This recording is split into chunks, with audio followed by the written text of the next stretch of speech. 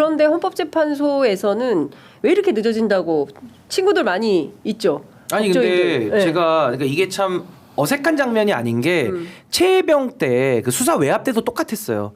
법을 지키겠다라는 사람들 좌천 보내고 영장 치고 오히려 수사 외압이라는 범죄에 가담했던 사람들 다 영전시켜줬거든요.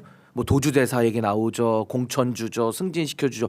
늘 그런 식이었기 때문에 전 이게 지금 계속 그 윤석열 스타일의 연장이다. 그러니까 빨리 종식을 시켜야 되는 거고 저도 사실은 뭐 헌법재판 그러니까 헌법연구관이라 그러죠. 정확하게는 헌법연구관들이 있고 또 지금 재판관들 헌법재판관들이 지금 이제 평의를 통해서 이어가고 있는 건데 사실은 굉장한 고심이 있을 것 같아요. 그러니까 그 고심의 핵심은 뭐 지금 뭐 탄핵이 너무 많아가지고 일하는데 인력의 한계가 있다. 뭐 그런 물리적인 한계도 있겠지만은 저는 가장 지금 고심하는 게 뭐냐.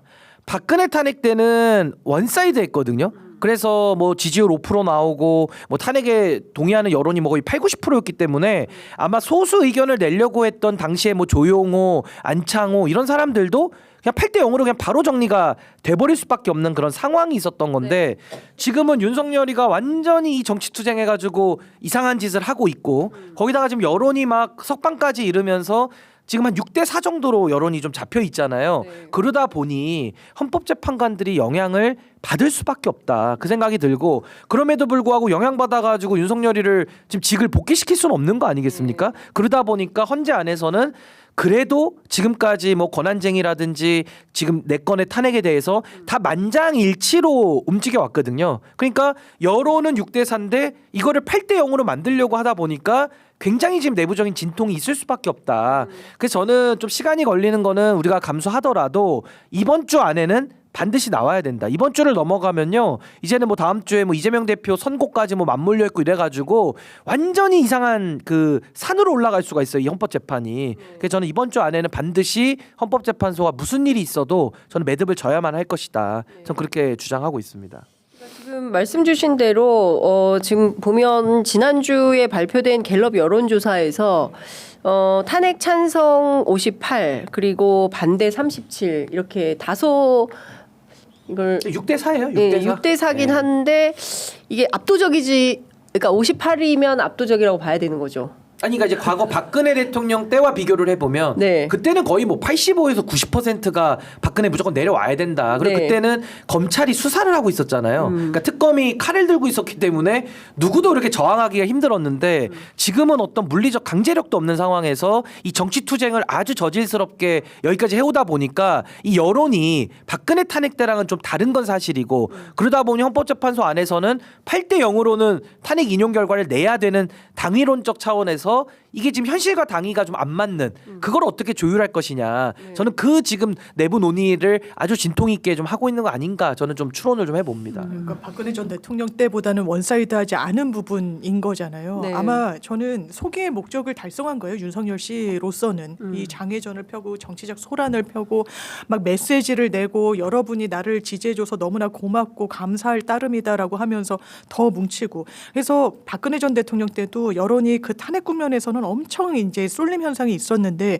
그 직후에 치러진 대선 때 보면 문재인 대통령이 얻었던 득표가 한 40%였던 걸 보면 언젠가는 이 양극으로 딱 붙게 되는데 이 붙게 되는 지점이 이 윤석열 대통령의 정치적 행동으로 인해서 더 빨리 와버린 측면이 좀 있는 것 같습니다.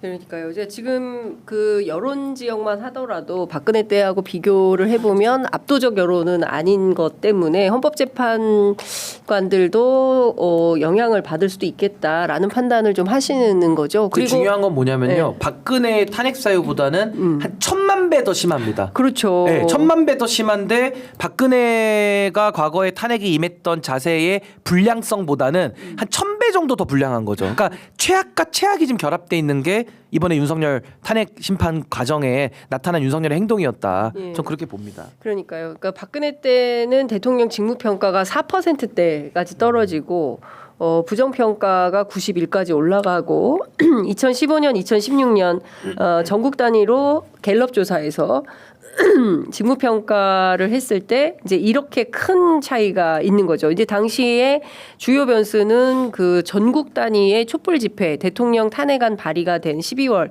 4%까지 떨어지고 이런 건데 사실 지금 윤석열 같은 경우에는 그때와 비교하면 여론이 상당히 비등비등하게 올라와 있는 이제 이런 상황이다. 이제 그런 걸 보더라도 그래서 그때 여론조사서를 증거로 제출하고 뭐 이런 걸 했었을까요? 네.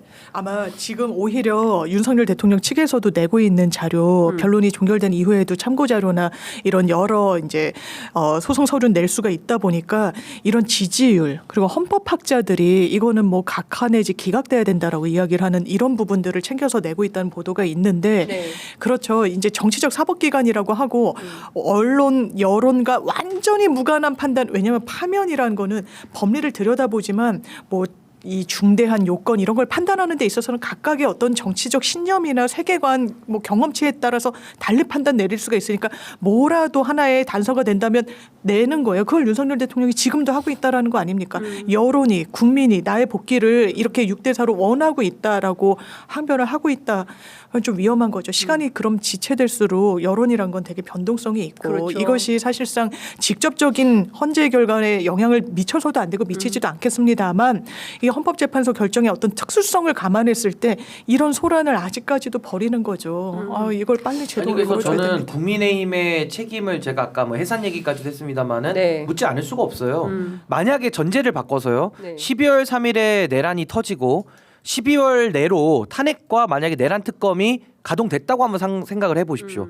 그럼 아마 1월 달은 특검의 시간이었을 거예요. 네. 그럼 특검이 매일 관련자들 뭐 김성훈이든 누구든 다 불러서 다 구속시키고 아마 정리를 해 나갔을 거거든요. 네. 그럼 여론이 이렇게 올 수 있었겠느냐.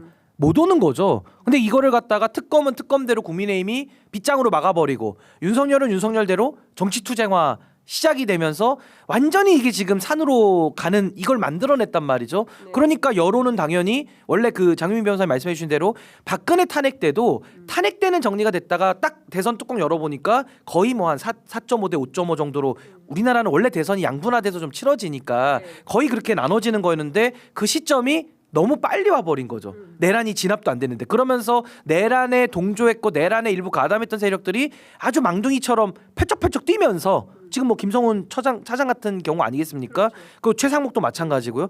이러니까 여론은 당연히 영향을 받죠. 그리고 뭐 보수 언론부터 해가지고 뭐 내란을 갖다가 지금 정당화시키는 이런 어처구니없는 일들까지 하고 있기 때문에 그래서 매우 어려운 입장인 건 저는 맞는데 그래도 헌법재판소가 권위를 가지고 요것만 정리를 해낸다면은 저는 뭐 그다음부터는 순리대로 이제 풀러나갈 것이다. 이걸 우리 국민들이 어렵지만 검찰과 레거시 언론의 빚을 안 지고 네. 우리가 한번 국민들이 응원봉으로 이걸 한번 이뤄냈을 때 아마 대한민국은 많이 더 달라질 가능성은 더 있다. 좀 힘들어 전 좀 더 견뎌야 된다고 생각합니다.